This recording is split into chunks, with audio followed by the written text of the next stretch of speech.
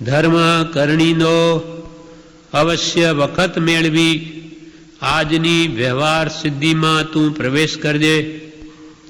ધર્મ કરણીનો અવશ્ય વખત મેળવી આજની વ્યવહાર સિદ્ધિમાં તું પ્રવેશ કરજે.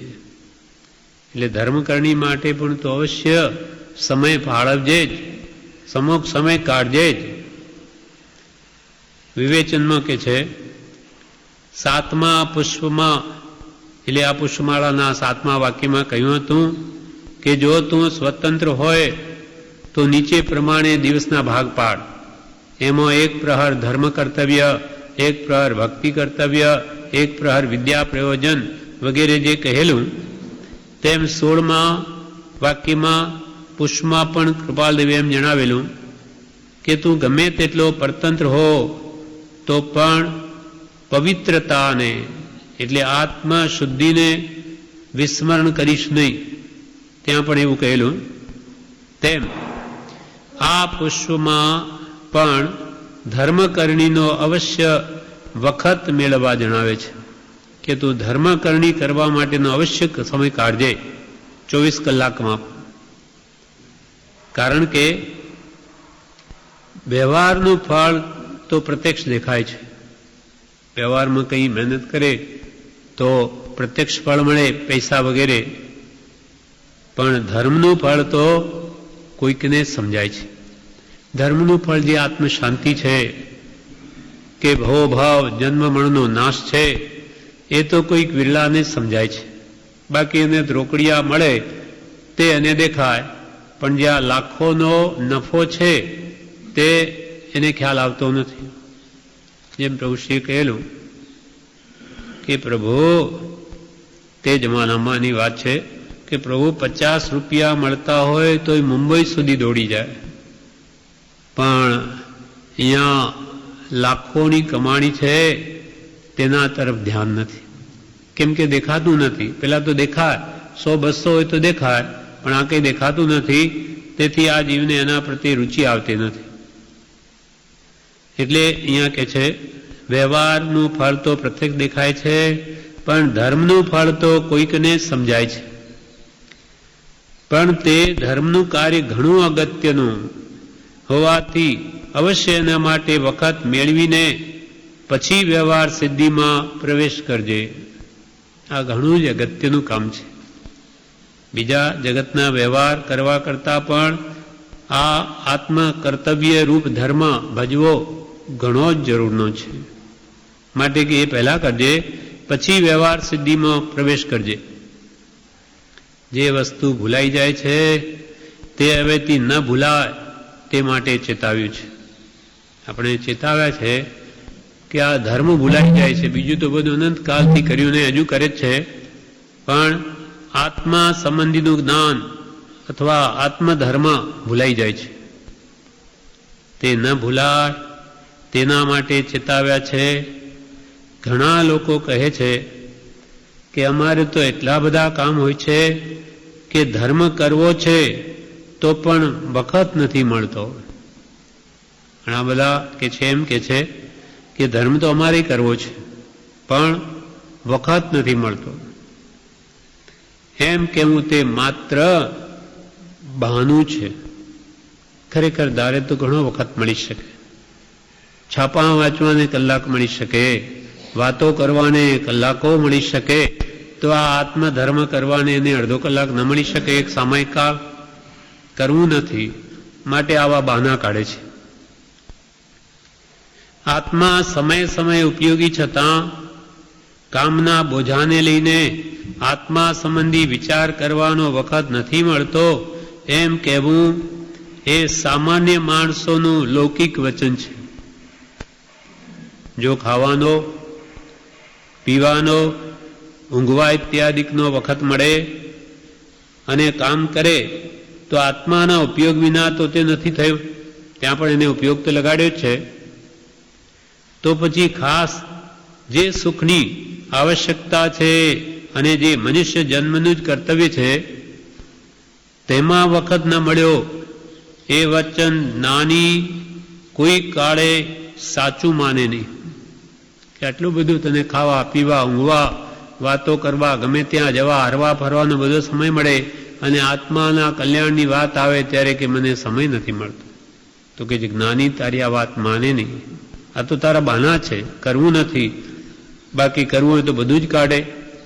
હમણાં તાવ આવ્યો હોય, બહાર નીકળી જ ન શકે એવો હોય તો મહિનો ઘરે પડ્યો રહે. ત્યારે ધંધા વ્યવહાર બધા કામો ક્યાં ગયા? એમ આ માત્ર એનો અર્થ એટલો જ છે કે બીજા ઇન્દ્રિય સુખ એને કામના જરૂરના લાગ્યા છે અને તે વિના હું દુઃખી થઈ જઈશ એવી ડર એની કીધી કલ્પના છે. આત્મિક સુખના વિચારનું કામ કર્યા વિના અનંતો કાળ હું આ સંસારમાં રજડ્યો અને હજુ પણ આત્મિક ન કરું તો હજુ પણ મને અનંત દુઃખ ભોગવવા પડશે. એ વાત એને હજુ હૃદયમાં લાગતી નથી, ચોંટતી નથી. અનંત સંસાર તો ભટક્યો અને હજુ પણ જે સ્વરૂપ સમજ્યા વિના પામ્યો દુઃખ અનંત અને હજુ પણ ન સમજે તો એનું દુઃખ પાગવું પડશે એ વાત એને જરૂરની નથી લાગતી. મતલબ કે આ આત્માની વાત એને કૃત્રિમ લાગે છે, સાચું માન્યું નથી. એણે તો દેહને જ આત્મા માન્યો છે. હું દેહ છું એમ જ થઈ ગયું છે. હું દેહ છું એમ જ થઈ ગયું છે. આ દેહને બાળી નાખશે એમ જાણે છે, છતાં એની જ કાળજી રાખે છે. પણ અંદર આત્મા બેઠો છે તે સુખી છે કે દુઃખી એનો વિચાર પણ નથી આવતો. પણ અંદર આત્માને જેથી શાંતિ થાય તેવું કરવું જોઈએ. આત્માની કાળજી રાખવી, અનિત્ય ભાવનાનો વિચાર કરવો, દુઃખથી કેમ છૂટા એનો વિચાર કરવો, પર વસ્તુ બધી દુઃખકારી છે એમ જાણી પોતાના હિતને અર્થે આ ભાવમાં મોક્ષ માર્ગમાં પ્રવર્તન કરવું, એના માટે પુરુષાર્થ કરવો. જો ઈચ્છો પરમાર્થ તો કરો સત્ય પુરુષાર્થ. જન્મ મરણના દુઃખ ટાળવા માટે સત્સંગ, સદબોધ, સત્શાસ્ત્ર અને સદવિચારની જરૂર છે. કરવું તો પડશે જ, આજે કે લાખ વર્ષે કર્યા વગર તો છૂટકો નથી. બંધનો ચીલો બદલીને હવે મોક્ષનો લેવો જ પડશે. એટલે કે મોક્ષ માર્ગે તો ને ચડવું જ પડશે, ચીલો તો બદલવો જ પડશે. હું દેહ છું, દેહને સુખે સુખી અને દેહને દુઃખે દુઃખી એ ભાવ મોડો પાડી હું દેહથી જુદો એવો આત્મા છું એમ ભાવ કરવાથી ફરી દેહ ધારણ કરવાનું ન થાય. નાનીએ કહેલું કરે તેનો એક બોલ પણ પકડી વર્તે તો કાળે કરીને જરૂર છૂટે. મહેનત તો કરવી પડશે. કૂવો ખોદવો હોય તો કેટલી મહેનત કરે, કેટલી ધૂળ આદિ કાઢે છે, તો પછી તે જલ વડે નહાય, પાણી પીએ, ચોખ્ખો થાય, લહેર કરે, માટે પહેલા મહેનત તો કરવી જ પડશે. મહેનત કર્યા વગર તો કંઈ ન થાય. અને એ પણ આ મનુષ્ય દેહ છે ત્યાં સુધી જ, પછી કંઈ થવાનું નથી. એટલે કે ઢોર પશુઓનીમાં કાંઈ થવાનું નથી. નરકમાં તો ત્યાં દુઃખ દુઃખ ને દુઃખ જ છે, ત્યાં શું થાય? તેમ દેવલોકમાં પણ ભાગ્યે જ કોઈ કરે સમ્યક દ્રષ્ટિ સિવાય. બાકી ત્યાં પણ હરવા ફરવા આ મોજ મજા જ સૂજે છે. કેમ કે બાહ્ય ભૌતિક સાધનોની ભરમાર છે, અત્યંત છે. એટલે ત્યાં પણ આત્માર સૂજવો બહુ વિકટ છે. એટલે એકમાત્ર મનુષ્ય દેહ સિવાય આત્માનું કામ થતું નથી ખરી રીતે. આમ તો સમ્યક દર્શનો બધી ગતિમાં પામે, પણ સર્વ રીતે વિશેષ અનુકૂળતા તો આ માનવદેહમાં જ છે. એટલે કૃપાલદેવ માનવદેહનો પાઠ લખ્યો કે આમો નહીં કરશો તો તમે ક્યારે કરશો, પછી અનંતકાલ રજડવું પડશે. એના પર એક દ્રષ્ટાંત છે. એક શેઠાણી તે શેઠને વારંવાર એમ કહ્યા કરે કે તમે ધર્મ કરો, ધર્મ કરો, કંઈ આરાધના કરો ધર્મની. તો શેઠ શું કહે? સમય નથી, મને ટાઈમ નથી, કામ ઘણા છે. જ્યારે કે ત્યારે એકની એની જ વાત. વધારે કહેતો કે શું ઉતાવળ છે, શું ઉતાવળ છે, કરીશું. હવે એકવાર શેઠ બીમાર પડ્યા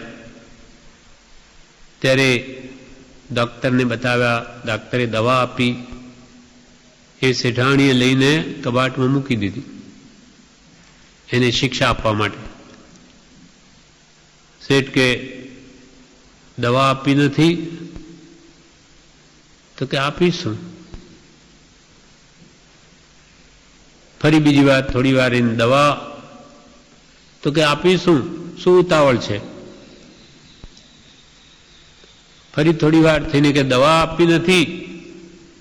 તો કે ઉતાવળ શું છે, હમણાં કામ છે.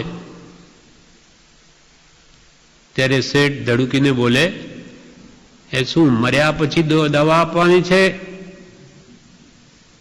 તો કે મર્યા પછી ધર્મ થવાનો છે. ધર્મની વાત જ્યારે તમને આરાધનાની કહીએ ત્યારે તમે એ જ કહો સમય નથી, સમય નથી, શું ઉતાવળ છે? તો આ દવા માટે શું ઉતાવળ છે? થશે. એટલે શેઠને અક્કલ આવે છે કે ઓહો, ખરેખર મને સમય નથી એમ કર્યા કરું ને હમણો મરી ગયો તો મારે સાથે ખાલી હાથે જઈશ. એટલે મારે આરાધના કરવી જ જોઈએ. આ કહે છે તે બરાબર છે. એની આંખ ઉઘડે છે અને પછી એ પણ ધર્મ આરાધન કરતો થઈ જાય છે. એમ આ કૃપાલય કહે છે કે ધર્મને માટે અવશ્ય, ધર્મ એટલે આત્મ સ્વભાવ, વસ્તુ સ્વભાવો ધમ્મો, આત્માનો સ્વભાવ એ જ એનો ધર્મ છે. તો એ સ્વભાવ પ્રાપ્તિ માટેનો પુરુષાર્થ એ વ્યવહાર ધર્મ છે. એને અવશ્ય કરવો જોઈએ. કારણ વિના કાર્ય થતું નથી. ભક્તિ, સત્સંગ, સ્વાધ્યાય, સ્મરણ વગેરેની આરાધના કર્યા વગર, જપ તપની, એના સિવાય આત્મધર્મની પ્રાપ્તિ થતી નથી. માટે વ્યવહાર ધર્મો પ્રવર્તવું જ જોઈએ. ને નિશ્ચય એકાંતિ આમાં નથી કહેલ, એકાંતે વ્યવહારની બંને સાથ રહેલ. નિશ્ચય રાખી લક્ષ્યમાં સાધન કર્માશોય, નિશ્ચય આત્મપ્રાપ્તિ સ્વભાવ ધર્મ એ કરવો મેળવો છે, પણ એ લક્ષ્યમાં રાખીને એને પ્રાપ્ત કરવાના જે નિમિત્તો એ સેવવા જ પડશે. કે હું તો સત્સંગ ભક્તિ કંઈ નહીં કરું અને મને તો આત્મજ્ઞાન મળી જાય ન મળે, હું પુરુષાર્થ નહીં કરું, હું મહેનત નહીં કરું, હું ધંધો નહીં કરું, પણ મારે રૂપિયા તો જોઈએ, કે મળે નહીં. દરેક માટે પુરુષાર્થ તો કરવો પડે. તેમ આત્મધર્મ મેળવવો હશે તો વ્યવહાર ધર્મ પ્રવર્તવું જ પડશે. એટલે કૃપાલદેવ અહીંયા વાક્ય કે છે 42મું, ધર્મ કરણીનો અવશ્ય વખત મેળવી, આજની વ્યવહાર સિદ્ધિમાં તું પ્રવેશ કરજે. ધર્મ કરણી એટલે ધર્મ કર્તવ્ય, એનો અવશ્ય વખત મેળવી, એના માટે અવશ્ય સમય કાઢી અને પછી તું વ્યવહાર સિદ્ધિ, વ્યવહારના કાર્યમાં પ્રવર્તન કરજે. એટલે રોજે સવારે ઉઠી, આપણે અહીંયા તો આ જ કામ છે આખો દાડો, તો પણ સવારના 4 વાગે ઉઠીને ભક્તિનો ક્રમ ચાલુ થઈ જાય. સવારનો બ્રહ્મ મુહૂર્ત અદ્ભુત હોય છે. શાંતિ હોય હૃદયમાં, મનની વિકલ્પો વગેરે શમી ગયેલા હોય આખી રાતના. અને બહાર પણ બધા લોકો ઉઠીને ધર્મ આરાધના કરે. પહેલાં ચિત્ત શાંત હોય, વેપાર વ્યવહારના કંઈ કાર્યો શરૂ કર્યાને હોય. એટલે કે છે કે આ બધા વ્યવહાર સિદ્ધિના કામ પછી પહેલાં ધર્મ કર્તવ્ય માટે અવશ્ય વખત કાઢજે. કેમ કે બીજા બધા કામો કરતાં આ કામ અત્યંત જરૂરનું છે. આ નથી થયું એટલે જ રખડીએ છીએ. સ્વરૂપને સમજ્યા નહીં, આત્મધર્મને. કેમ કે વ્યવહાર ધર્મ આત્મધર્મના લક્ષ્ય આત્માર્થે સેવ્યોની માટે રજડ્યા. માટે ધર્મકરણીનો અવશ્ય વખત મેળવી, આજની વ્યવહાર સિદ્ધિમાં તું પ્રવેશ કરજે.